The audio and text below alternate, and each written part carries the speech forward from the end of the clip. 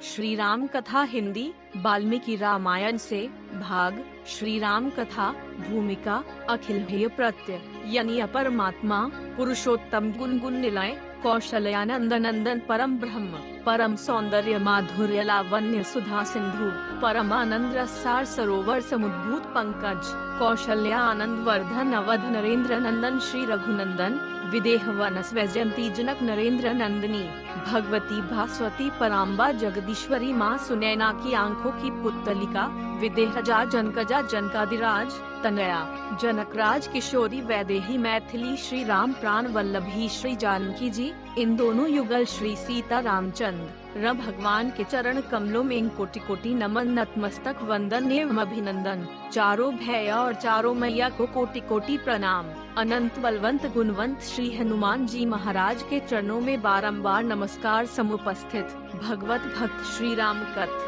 अनुरागी सज्जनों, आप सभी को भी कोटि कोटि नमन। इन दोनों युगल श्री सीता रामचंद्र भगवान के चरण कमलों में कोटि कोटि नमन, नतमस्तक वंदन एवं अभिनंदन। चारों भैया और चारों मैया को कोटि कोटि प्रणाम। अनंत बलवंत गुणवंत श्री हनुमान जी महाराज के चरणों में बारंबार नमस्कार समुपस्थित। भगवत भक्त श्री राम कथ अनुरागी सज्जनों, आप सभी को भी कोटि कोटि नमन। सज्जनों, हम सब अत्यंत भाग्यशाली हैं जो कि वेद रूपी वाल्मीकि रामायण श्री राम कथा को सुनने का पावन संकल्प अपने हृदय में धारण किए हैं। कई कई जन्मों के हमारे पुण्य जब उदय होते हैं तब जाकर हमको यह भगवान की सुंदर कथा सुनने को पढ़ने को प्राप्त होती है। सज जनों, वाल्मीकि रामायण की कथा अतिशय रम्य है। यह सच है, जितनी भी रामायण की रचना की गई सभी रामायणों में भगवान श्री राघवेंद्र के विषय में कुछ कुछ है। श्री भरत जी, लक्ष्मण जी और शत्रुघ्न के रूपों में देखिए परमात्मा के रूप अनेक हैं पर स्वरूप एक ही है। भगवान चार रूपों में आए तो वेद भी चार थे और वेद एक रूप लेकर के वाल्मीकि रामायण के रूप में अपने श्री राघवेंद्र के गुणानुवाद करने के लिए आए। भगवान चार रूप ग्रहण कर लिए तो चारों वेद एक रूप धारण करके वाल्मीकि रामायण के रूप में अपने श्री राघवेंद्र के गुणानुवाद करने आए। साक्षात वेद का अवतार ही है। वेद के रामायण के रूप में अवतार लेने की आवश्यकता क्या पड़ी? यदि आप वेदाध्ययन करने चलें तो आज के समय में, आज के परिवेश में वेद को पढ़ना समझना बड़ा कठिन सा लग रहा है, लेकिन जैसे परमात्मा को समझना बड़ा कठिन सा होता है।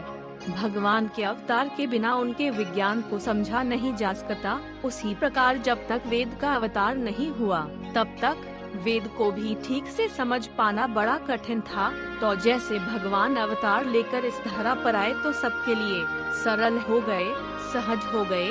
वह जाकर शबरी जी के यहाँ शबरी से मिले, कोल्भी लोगों को भी मिले, केवट को भी मिले और बंदर भालू के लिए भी सहज हो गए। उसी प्रकार जब भगवान वेद अवतार लेकर के रामायण के रूप में आए तो वह भी सबके लिए सरल हो गए। यह भगवान वेद का अवतार है, वह श्री रामायण का अवतार लेकर इस धारा में पधारे।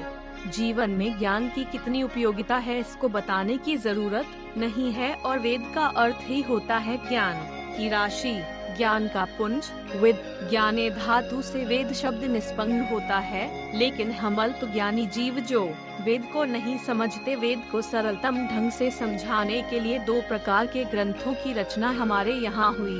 एक को इतिहास कहते हैं, दूसरे को पुराण कहते हैं। इतिहास पुराणाभ्यां वेदाभ्यां समुपबृंहयेत। इतिहास पुराण वेदों के समुपबृंहण के लिए हैं। अब प्रश्न उठता है कि हमें इतिहास की कथा सुननी चाहिए कि पुराण की कथा सुननी चाहिए? तो हमारे एक आचार्य स्वामी श्री लोकाचार्य जी कहते हैं, उभयोर मध्ये इतिहास प्रबलः। अगर इतिहास पुराण की बात आती है तो हमें इतिहास की कथा सुननी चाहिए पुराण की अपेक्षा। तो इतिहास भी हमारे यहाँ दो हैं, एक है रामायण और दूसरा है महाभारत। तो हम रामायण की कथा सुने कि महाभारत रथ की कथा सुने डंडा? तो हमारे आचार्य कहते हैं कि महाभारत की अपेक्षा हमें रामायण की कथा सुननी चाहिए। रामायण का तात्पर्य है वाल्मीकि रामायण से। रामायण की कथा क्यों सुने, इस पर बहुत सी बातें कही गई हैं अलग अलग आचार्यों के द्वारा, और वही आचार्य गे लिखते हैं कि इतिहास श्रेष्ठ हिंकारा गृहवास कत्रिय वैभवम मुच्यते। यह रामायण श्रेष्ठ इतिहास है क्यों? उनकी इसमें कारागृहवास कर्त्री श्री जानकी जी के वैभव का वर्णन है। देखिए श्री रामचरितमानस की अतिशय आती है।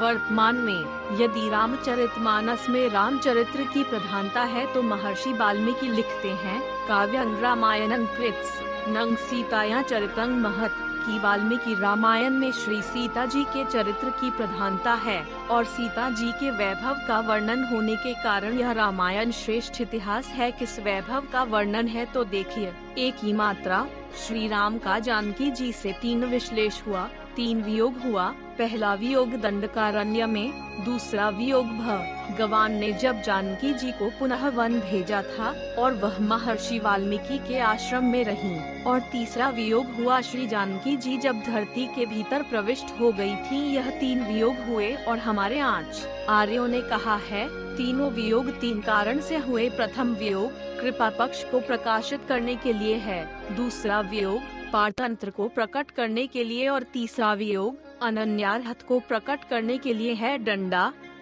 ओ की मात्रा कृपा क्या है? क्या रावण में इतनी सामर्थ्य थी कि जो जानकी जी का अपहरण कर सीता जी को लंका ले जा सकता था? मानस में तो गोस्वामी जी ने लिखा है लक्ष्मण ने छोटी रेखा भी खींची थी, रामानुज लघु रेख इंचाई सो नहीं लांगई असमनुषाई।